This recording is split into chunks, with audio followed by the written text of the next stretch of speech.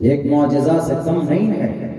दुनिया में कोई किताब बताए हमारे भारत के अंदर हमारे बड़े बड़े गुरुजी हिंदू भाइयों में सनातन धर्मी भाई हैं, वो अपने आप को मजहबी होने का दावा करते हैं, अच्छी बात है, धार्मिक होने का दावा करते हैं, लेकिन जरा एक कोई ढंग से गायत्री मंत्र सुना दे, हनुमान चालीसा सुना दे, नहीं सुना सकते। सिख है, मूल मंत्र सुना दे, नहीं सुना सकते क्योंकि याद नहीं है, याद नहीं कर सकते, आसान नहीं है, इजी नहीं है। लेकिन अल्हम्दुलिल्लाह कुरान एक ऐसा कलाम है, तकरीबन सूरह फातिहा तो हमारे लोगों को याद ये सूरत होती ही होती है, किसी से भी पूछ सकते हैं, हमारे बच्चे सूरह फातिहा आसानी के साथ सुना सकते हैं। और 8 लाख इस वक्त ऐसे हाफिज हैं पूरे भारत के अंदर, उनमें से कम 5 लाख तो ऐसे होंगे जिनको on the tip of the tongue everywhere and they can the whole Quran Kareem to tell among the people. इसका मतलब होता पूरा कुरान शुरू से आखिर तक कहीं पर भी सुनाने की ताकत रखते हैं। ऐसी याददाश्त हमारे उपाज़े किराम ऐसे भी हैं भी भारत के अंदर, दुनिया के अंदर। ये कुरान का मौजज़ा है, बहरे कहते। इसी कुरान पर कुछ एतराज़ात कर देते हैं हमारे सनातन धर्मी भाई, कुछ लोग करते हैं। कुरान, इसमें कोई शक नहीं है कि कुरान 1450 साल पहले ये किताब नाजिल हुई जमीन पर,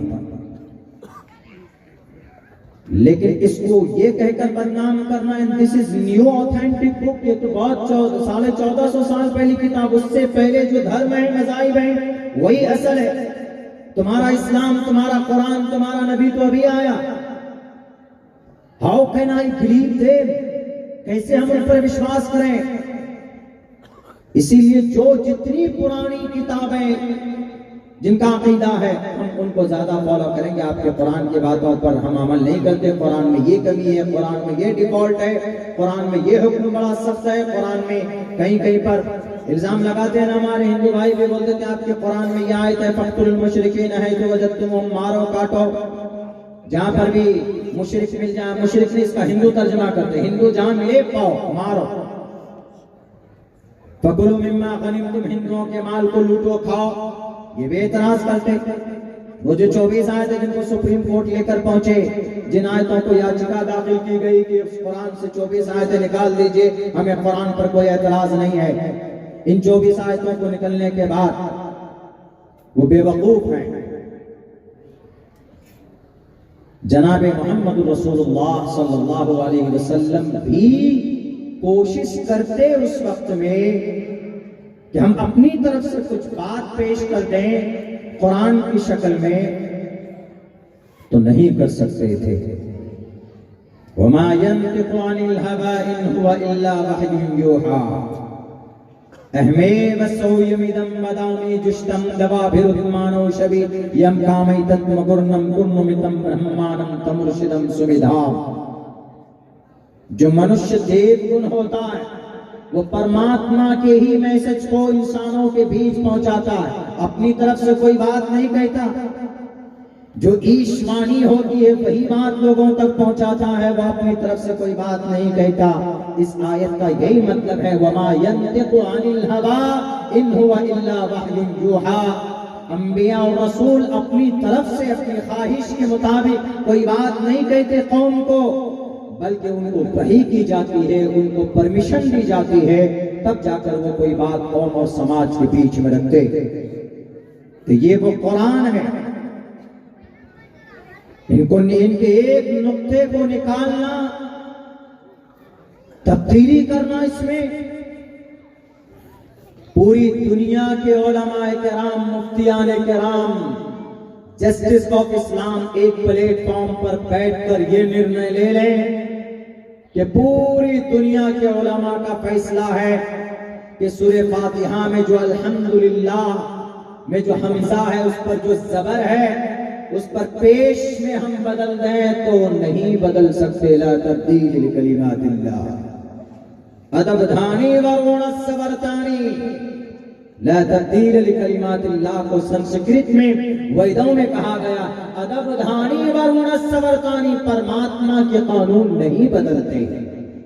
ला तब्दील लिकलिमातिल्लाह, अल्लाह के फैसले नहीं बदलते, ये वो कुरान है। रही बात ये कि कम इल्मी की वजह से एतराज करते हैं, जैसे यही अभी 2-3 आयतें आपके सामने हमने पेश की है। हमारे हिंदू भाई ये समझ लेते हैं कि अरे कुरान में लिखा है फ़क़्तुलुल मुशरिकीन हैसु वजदतुमूहुम, मुशरिकीन को, हिंदुओं को जहां पाओ कत्ल कर दो, साफ लफ्जों में लिखा है।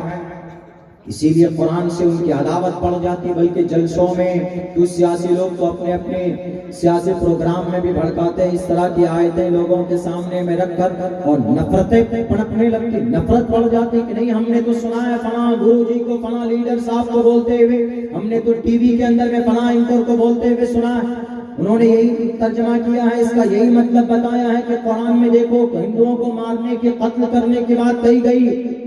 तो इसीलिए इस कुरान का विरोध होना चाहिए, और कुरान जहां पढ़ाया जाए जिस मदरसे में, उसका भी विरोध होना चाहिए। इसीलिए हम करते हैं, उन लोगों का कहना है, लेकिन ये गलत है। कुरान का ये मतलब नहीं है, बल्कि इस आयत को समझना है। इसीलिए मैंने इसके ऊपर रिसर्च किया होगा। हमने मंत्र के वही मंत्र पढ़े, वो श्लोक पढ़े जिनके जरिए से जिन आयतों पर एतराज किया जाता है। हजरत मौलाना कासिम नानवी रहमतुल्लाह अलैह और सिराजुल हिंद शाह अब्दुल अजीज मुहद्दिस देहलवी रहमतुल्लाह अलैह, या काबिरीन, इनका अकीदा कि जो ऋग्वेद है, यजुर्वेद है, सामवेद, अथर्ववेद है, इन वेदों में जो वहदानियत की बात कही गई है, जो रिसालत की बात कही गई है, मुमकिन है कि पहले जमाने में जिन इलाके में संस्कृत जुबान का चलन था, जिस कौम की ये जुबान थी, तो अल्लाह ने उस कौम की जुबान में नबी को भेजा। वमा अरसलना मिन रसूलिन इल्ला बिलिसानि कौमी, तो उस नबी का जुबान, उसकी जुबान भी संस्कृत होगी, और संस्कृत में ही उन्होंने वहदानियत का पैगाम दिया होगा, और उन्होंने कहा होगा एकम्मा ब्रह्म द्वितीयो नास्ते नेना नास्ते किंचन, का मतलब ला इलाहा इल्लल्लाह। अगर उनको अपने कौम को समझाना होगा कि अल्लाह एक है, तो वो ये नहीं कहेगा कि ला इलाहा इल्लल्लाह, इसलिए कि अरबी जुबान में है, कौम की जुबान संस्कृत है, तो संस्कृत जुबान में उनको समझाना पड़ेगा। और संस्कृत जुबान में एक अल्लाह की वहदानियत, एकम्म ब्रह्म द्वितीयो नास्ते, यही कहकर होगा, ला इलाहा इल्लल्लाह के जरिए पूरा नहीं होगा।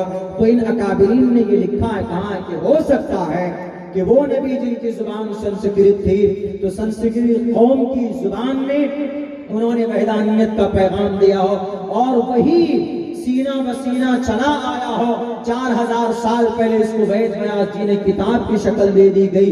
मुमकिन है कि हमारे पुराने नबी और रसूल का वहदानियत का पैगाम है, जो इनके शास्त्रों के अंदर आज मौजूद है। ये जाहिर किया उन्होंने, ये बात उन्होंने ये उम्मीद जताई, ऐसा हो सकता, यकीनन ये बात नहीं कही है। इसलिए बहुत अच्छी बातें आज भी वेदात के अंदर पाई जाती, उसको लोगों के सामने लाने की जरूरत है। जैसे ये कुरान के ताल्लुक से, कुरान करीम के बारे में आयत सामने लाकर पेश कर दिया, एतराज करना शुरू कर दिया कि नहीं, इस कुरान में तो मारो काटो, लूटो और खाओ, फकुलू मिम्मा गनिमतुम, खाओ लूट कर, यही तर्जमा करते हैं। हालांकि ये तर्जमा कहीं से कहीं तक जायज नहीं।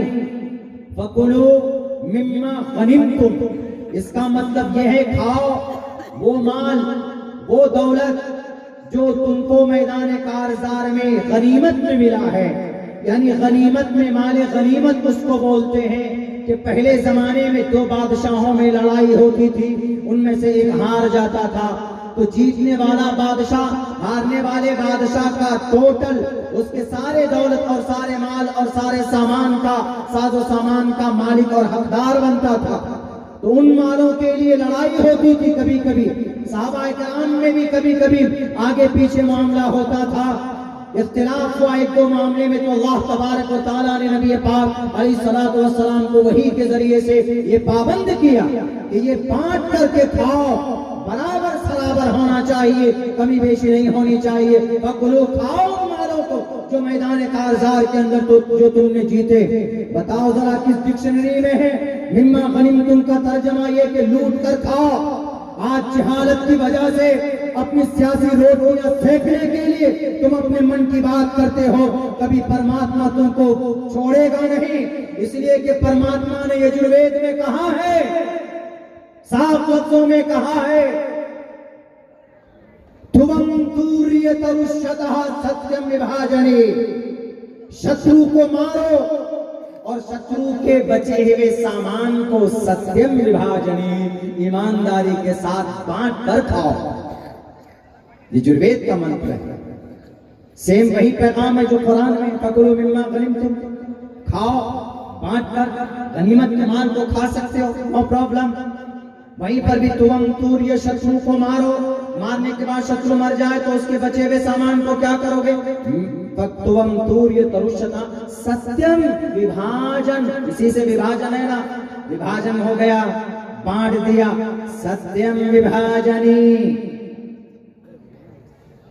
सच सच ईमानदारी से विभाजन करो, बांटो ईमानदारी से। कितनी अच्छी बात कही।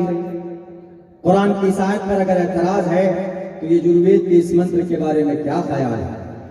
मैं उन लोगों से कहना चाहता हूं जिन लोगों का एतराज है कुरान करीम की आयत पर, वरना कुरान करीम वमा रब्बुका बिज़ल्लामिल लिल अबीद, बंदे अपने बंदे पर रब कभी जुल्म नहीं करता।